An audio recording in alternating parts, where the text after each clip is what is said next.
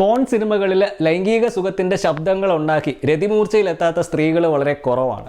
പക്ഷേ യഥാർത്ഥ ജീവിതത്തിൽ ഒരു സ്ത്രീയുമായിട്ട് ലൈംഗിക ബന്ധത്തിൽ ഏർപ്പെട്ടിട്ടുള്ള പല പുരുഷന്മാർക്കും അറിയാം ഒരു സ്ത്രീയെ രതിമൂർച്ചയിൽ എത്തിക്കുക എന്ന് പറയുന്നത് അത്ര എളുപ്പമുള്ള ഒരു കാര്യമല്ല എന്ന്. ഇനി ഒരു സ്ത്രീയെ രതിമൂർച്ചയിൽ എത്തിക്കാൻ കഴിവുണ്ട് എന്ന് അഭിമാനിക്കുന്ന പുരുഷന്മാർ പോലും പലപ്പോഴും അറിയാത്ത ഒരു സത്യമുണ്ട്.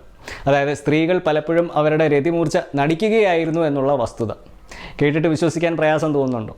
ഇംഗ്ലീഷിൽ ഇതിന് പറയുന്ന പേരാണ് ഫേക്കിംഗ് ഓർഗാസം. അതായത് രതിമൂർച്ച എത്തിയതായിട്ട് നടിക്കുക. എന്തുകൊണ്ടാണ് പല സ്ത്രീകളും ഒരു സെക്സിൽ ഏർപ്പെടുമ്പോൾ രതിമൂർച്ചയിൽ എത്തിയതായിട്ട് നടിക്കേണ്ടി വരുന്നത്? ഈ ഒരു വിഷയത്തെപ്പറ്റിയാണ് ഇന്ന് നമ്മൾ സംസാരിക്കുന്നത്. ഈ ഒരു വിഷയത്തെപ്പറ്റി ഇന്ന് നമ്മളോടൊപ്പം സംസാരിക്കാൻ ചേരുന്നത് ഹ്യൂമൻ സെക്ഷുവാലിറ്റിയും ഹെൽത്ത് സൈക്കോളജി പ്രൊഫസറുമായ ആഷ്ലി വെല്ലറാണ്. അധ്യാപക ജോലിയോടൊപ്പം തന്നെ പ്രൊഫസർ വെല്ലറിന് വാട്ട്സ് യുവർ പൊസിഷൻ എന്ന പേരിൽ ഒരു പോഡ്കാസ്റ്റ് കൂടിയുണ്ട്.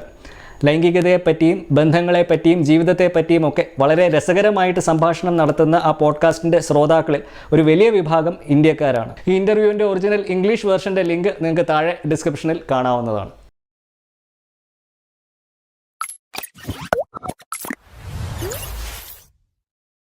നമസ്കാരം, എൻ്റെ പേര് സംഗീത് സെബാസ്റ്റ്യൻ. ഞാനൊരു സെക്ഷുവാലിറ്റി റൈറ്ററും സെക്സ് എഡ്യൂക്കേറ്ററുമാണ്. ലൈംഗികതയിൽ ഏറ്റവും അധികം പഠനങ്ങൾ വന്നു തുടങ്ങിയത് പ്രത്യേകിച്ചും സ്ത്രീകളുടെ ലൈംഗികതയിൽ ഓസ്ട്രേലിയയും കാനഡയും UK-യും അമേരിക്കയും സ്വീഡനും പോലെയൊക്കെയുള്ള രാജ്യങ്ങളിൽ കഴിഞ്ഞ 30 കൊല്ലത്തിനുള്ളിൽ മാത്രമാണ്.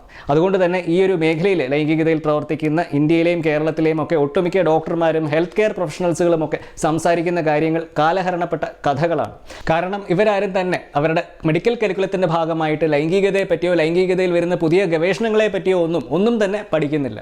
ഈ ഒരു വസ്തുത സ്വന്തം ജീവിതാനുഭവത്തിൽ നിന്ന് തിരിച്ചറിഞ്ഞതിന് ശേഷം തുടങ്ങിയ ഒരു പ്ലാറ്റ്ഫോമാണ് വിവോക്സ്. അതുകൊണ്ട് തന്നെയാണ് വിവോക്സ് കേരളത്തിലെയോ ഇന്ത്യയിലെയോ ഒന്നും ഡോക്ടർമാരെയോ എക്സ്പേർട്ടുകളെയോ ഒന്നും ഇൻ്റർവ്യൂ ചെയ്യാതെ ഈ ഒരു മേഖലയിൽ ഇന്ന് വളരെയധികം റിസർച്ചുകൾ നടക്കുന്ന രാജ്യങ്ങളിലെ എക്സ്പേർട്ടുകളുമായിട്ട് ഒരു സംഭാഷണം നടത്തുന്നത്.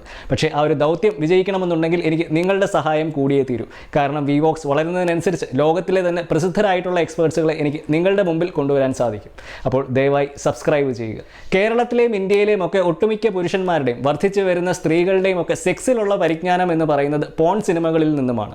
പഠനങ്ങൾ പ്രകാരം ഇന്ത്യയിലെ കൗമാരപ്രായക്കാർ ആദ്യമായിട്ട് പോൺ കാണുന്ന പ്രായം എന്ന് പറയുന്നത് 11-നും 13-നും വയസ്സിന് ഇടയിലാണ്.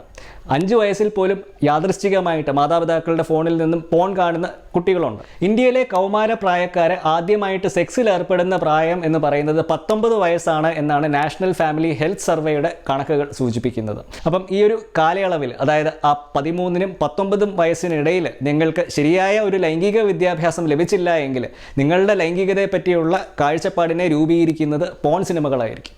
എന്താണ് അതിൻ്റെ ഒരു പ്രശ്നം? നിങ്ങൾ പോണിൽ നിന്നും ലൈംഗികതയെപ്പറ്റി മനസ്സിലാക്കി വെച്ചിരിക്കുന്ന ഒട്ടുമിക്ക കാര്യങ്ങളും ഒരു യഥാർത്ഥ ജീവിതത്തിൽ നടക്കുന്ന ലൈംഗിക ബന്ധവുമായിട്ടോ അല്ലെങ്കിൽ ഒരു ശരാശരി മനുഷ്യൻ്റെ ലൈംഗിക അവയവങ്ങളുമായിട്ടോ ഒന്നും പലപ്പോഴും യാതൊരു ബന്ധമോ സാമ്യമോ ഒന്നും ഉണ്ടാകാറില്ല.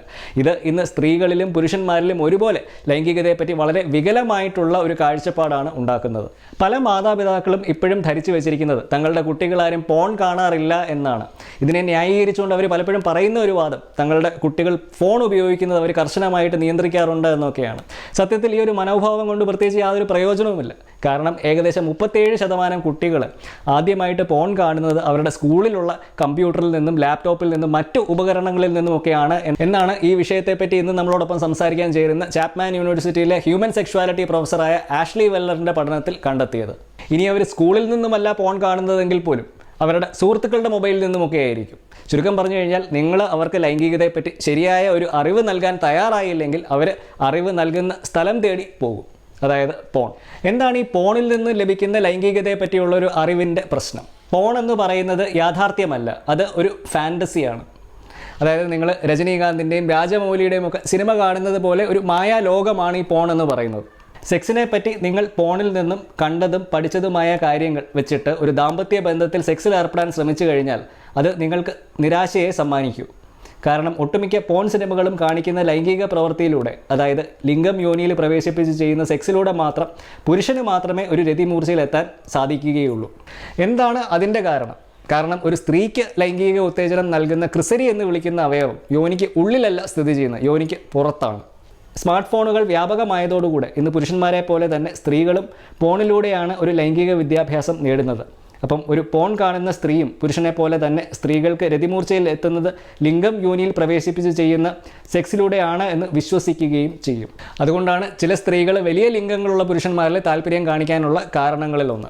കാരണം പുരുഷന്മാരെ പോലെ തന്നെ അവരുടെയും കാഴ്ചപ്പാടിനെ രൂപീകരിച്ചിരിക്കുന്നത് പോൺ സിനിമകളാണ്. അപ്പം ഈ ഒരു തെറ്റിദ്ധാരണ മാറണമെന്നുണ്ടെങ്കിൽ നിങ്ങൾക്ക് ഒരു സ്ത്രീയുടെ ശരീരത്തെ പറ്റിയും ഒരു സ്ത്രീ എങ്ങനെയാണ് രതിമൂർച്ചയിൽ എത്തുന്നത് എന്നതിനെ പറ്റിയും ഒക്കെ ഒരു വ്യക്തമായിട്ടുള്ള അവബോധം ആവശ്യമാണ്. അപ്പം ഈ ഒരു തെറ്റിദ്ധാരണ മാറണം എന്നുണ്ടെങ്കിൽ സ്ത്രീകൾക്കും പുരുഷന്മാരെ പോലെ തന്നെ അവരുടെ ശരീരത്തെ പറ്റിയും ഒരു സ്ത്രീ എങ്ങനെയാണ് രതിമൂർച്ചയിൽ എത്തുന്നത് എന്നതിനെ പറ്റിയും ഒക്കെ ഒരു വ്യക്തമായിട്ടുള്ള ഒരു അവബോധം വളരെ ആവശ്യമാണ്. പക്ഷേ ഒരു ശരിയായ ലൈംഗിക വിദ്യാഭ്യാസം ഇല്ലാത്തത് കൊണ്ട് തന്നെ പുരുഷന്മാരെ പോലെ തന്നെ സ്ത്രീകളുടെയും ലൈംഗികതയെ പറ്റിയുള്ള കാഴ്ചപ്പാടിനെ രൂപീകരിക്കുന്നത് പോൺ ആണ്.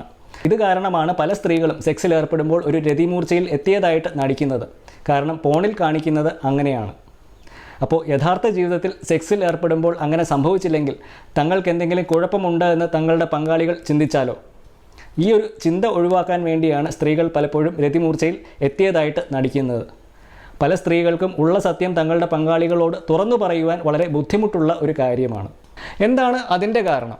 ഇതിന് 2 പ്രധാന കാരണങ്ങളാണ് ഉള്ളത്. ഒന്ന്, ഒരു പുരുഷൻ്റെ വികാരങ്ങളെ വ്രണപ്പെടുത്താൻ പല സ്ത്രീകളും ആഗ്രഹിക്കാറില്ല എന്നുള്ളതാണ്. 2, ആ ഏർപ്പെടുന്ന ലൈംഗിക പ്രവൃത്തി തങ്ങൾക്ക് ആസ്വാദികരമാകുന്നില്ല എങ്കിൽ അത് അവസാനിപ്പിക്കുന്നതിന് വേണ്ടി സ്ത്രീകൾ രതിമൂർച്ചയിൽ എത്തിയതായിട്ട് നടിക്കാറുണ്ട്. പല സ്ത്രീകളെയും ചെറുപ്പത്തിലെ തന്നെ പറഞ്ഞു പഠിപ്പിച്ചിരിക്കുന്ന കഥ എന്ന് പറയുന്നത് ഒരു പുരുഷൻ്റെ സന്തോഷത്തിന് വേണ്ടിയാണ് സെക്സിൽ ഏർപ്പെടുന്നത് എന്നുള്ളതാണ്. അപ്പം അത് പ്രകടിപ്പിക്കാൻ വളരെ എളുപ്പമുള്ള മാർഗ്ഗം ഒരു രതിമൂർച്ചയിൽ എത്തിയതായിട്ട് നടിക്കുക എന്നുള്ളതാണ്. മാത്രവുമല്ല പുരുഷന്മാരെ പോലെ ഒട്ടുമിക്ക സ്ത്രീകൾക്കും ഒരു രതിമൂർച്ചയുടെ പാരമ്യതയിൽ എത്തുമ്പോൾ ഒരു വിസർജനം സംഭവിക്കാത്തത് കൊണ്ട് തന്നെ സ്ത്രീകൾക്ക് രതിമൂർച്ചയിൽ എത്തിയതായിട്ട് നടിക്കാൻ പുരുഷന്മാരെ അപേക്ഷിച്ച് താരതമ്യേന എളുപ്പവുമാണ്. കോണ്ടം എവിടെ കാണട്ടെ എന്ന് ചില സ്ത്രീകൾ പുരുഷന്മാരോട് പറയുന്ന ഡയലോഗ് ഒരു പുരുഷന് തിരിച്ച് സ്ത്രീയോട് ചോദിക്കാൻ പറ്റത്തില്ല. എന്തു തന്നെയായാലും ഈ രതിമൂർച്ച നടിക്കുന്നത് കൊണ്ട് സ്വന്തം മനസ്സുഖവും സന്തോഷവും ഒക്കെ ഇല്ലാതാക്കുവാൻ മാത്രമേ സഹായിക്കുകയുള്ളൂ എന്ന് ഒരു തിരിച്ചറിവ് വന്നെങ്കിൽ മാത്രമേ സ്ത്രീകൾക്ക് രതിമൂർച്ച അവരുടെ അവകാശമാണ് എന്ന് മനസ്സിലാവുകയുള്ളൂ. അപ്പം ഇതിനാദ്യം വേണ്ടത് സ്വന്തം ശരീരത്തെ പറ്റിയും സ്ത്രീകൾ എങ്ങനെയാണ് രതിമൂർച്ചയിൽ എത്തുന്നത് എന്നതിനെ പറ്റിയും ഒക്കെ ഒരു ശരിയായ ലൈംഗിക വിദ്യാഭ്യാസമാണ്. പക്ഷേ ഇന്നും ഒരു ലൈംഗിക വിദ്യാഭ്യാസം അനുവദിക്കാത്ത ഒരു രാജ്യത്ത് ജനങ്ങൾ എങ്ങനെയാണ് പോണിലൂടെ അല്ലാതെ ഒരു ലൈംഗികതയെപ്പറ്റി അറിവ് നേടുന്നത്? അമേരിക്കയിൽ പോലും 50 സംസ്ഥാനങ്ങളിൽ വെറും 17 സംസ്ഥാനങ്ങളിൽ മാത്രമേ ഒരു സമഗ്ര ലൈംഗിക വിദ്യാഭ്യാസം ഇന്നുമുള്ളൂ. അതിൻ്റെ ഒരു പ്രധാന കാരണം ഈ ലൈംഗിക വിദ്യാഭ്യാസത്തെ എതിർക്കുന്ന അമേരിക്കയിലെ തീവ്രവാദ ക്രിസ്ത്യൻ സംഘടനകൾക്ക് അവരുടെ ഭരണകൂടത്തിന് മേലുള്ള ഒരു ശക്തമായ സ്വാധീനം തന്നെയാണ്. ഈ ഒരു സാഹചര്യത്തിൽ യുവതിയുവാക്കൾ പോണോഗ്രഫിയിലോട്ട് തന്നെ തിരിയും.